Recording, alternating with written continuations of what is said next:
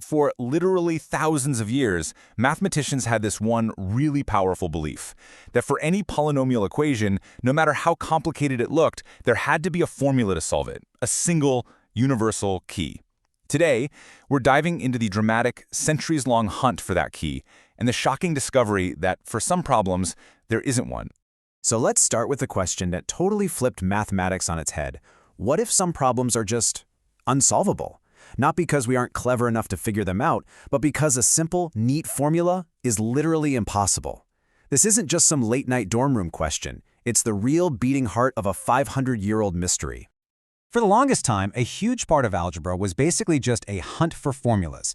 The big prize was finding what they called a solution in radicals, a formula that only uses the numbers in the equation, your basic plus, minus, times, divide, and roots, square roots, cube roots, that kind of thing. Everyone just assumed that for every type of equation, there was a formula out there just waiting to be found. And for a while there, the progress was amazing. The quadratic formula for degree 2 equations, that's ancient history. We've had that forever. Then, boom, the 16th century hits, and in this incredible flurry of genius in Italy, they crack both the cubic and the quartic. That's degree 3 and 4. The pattern seemed totally obvious. Next up had to be the quintic, degree 5. But then, nothing. For almost 300 years, the greatest minds on the planet hit a total brick wall.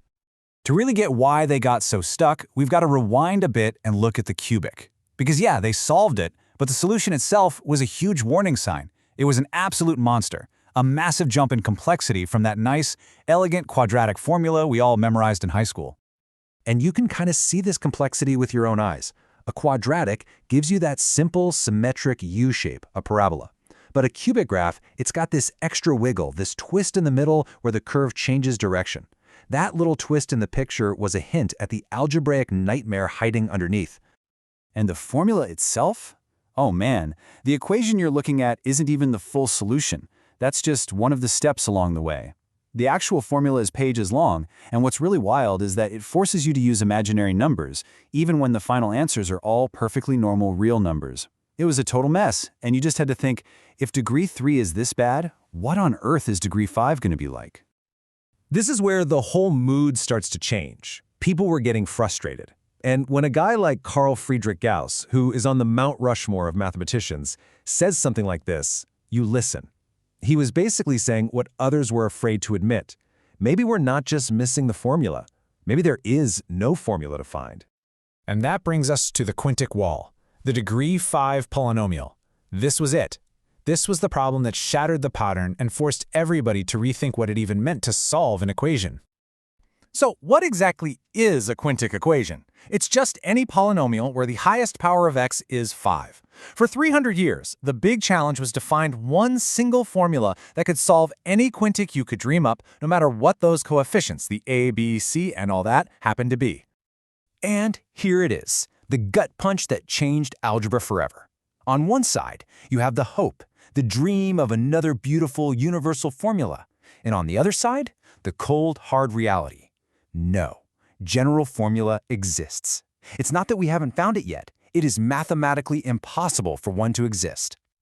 Now, this isn't just an opinion, it's a proven mathematical fact called the Abel-Ruffini Theorem. Paulo Ruffini had an early crack at it in 1799, but it was the brilliant Norwegian mathematician Niels Henrik Abel who delivered the airtight proof in 1824. He proved, beyond any doubt, that no general formula using radicals could ever exist for polynomials of degree 5 or higher. The hunt was officially over. But knowing that something is impossible just opens up an even deeper question. Why? Why is degree 5 the breaking point? What's so special about it? The answer to that came from one of the most tragic and brilliant figures in the entire history of science. Get ready for this story. Évariste Galois. He was a French kid, a total prodigy and a political radical. The night before he was set to fight a duel that he knew he would probably lose, he stayed up all night frantically scribbling down his mathematical theories in a letter to a friend. He was only 20 years old when he died, but in that one night he invented a whole new way of looking at math that explained everything. Galois' idea was just mind-blowing.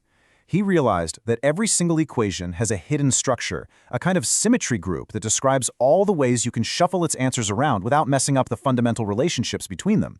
He then proved that you can only solve an equation with radicals if its symmetry group is solvable, meaning you can break it down into a series of simpler, more basic symmetries. For degrees 2, 3, and 4, the groups are solvable, but the symmetry group for the general quintic, it's just too complex. It's not solvable. The problem wasn't about finding a more clever formula. The problem was the very structure of the equation's symmetry itself. So does this mean we just give up on quintic equations? That we can never solve them? No, not at all. See, in math, impossible often just means impossible with the tools you're currently using. So it was time to invent some new tools. And this is the most important takeaway. Unsolvable by radicals is a very specific technical phrase. It does not mean we can't find the roots of a quintic. We can. We do it all the time. It just means we can't write down the answer using only that limited toolkit of arithmetic and nth roots. So how do we actually do it today? Well, first, you check for an easy out. Some special quintics can be factored down into smaller, solvable bits. If you're not lucky, you move on to step 2. For pretty much all practical purposes in science, in engineering, we use numerical methods that give us ridiculously accurate approximations of the roots. And for the mathematical purists who demand the exact answer, well, we had to invent entirely new kinds of functions that go way beyond radicals just to write them down. And if you want to see the beast itself, here it is. This thing looks so simple, right? X to the 5th minus x minus 1 equals 0. But that harmless-looking little equation is one of the most famous examples of a quintic that is provably unsolvable by radicals. It has 5 answers, but you will never be able to write them down using just the tools from algebra class. So really, the story of the quintic isn't a story of failure. It's a story of a huge paradigm shift. What Galois taught us is that sometimes the biggest breakthrough isn't finding the answer, it's finding a deeper understanding of the question's hidden structure. And it really makes you wonder, doesn't it? How many of the problems we think are impossible today are just waiting for one person to come along and ask the question in a completely new way.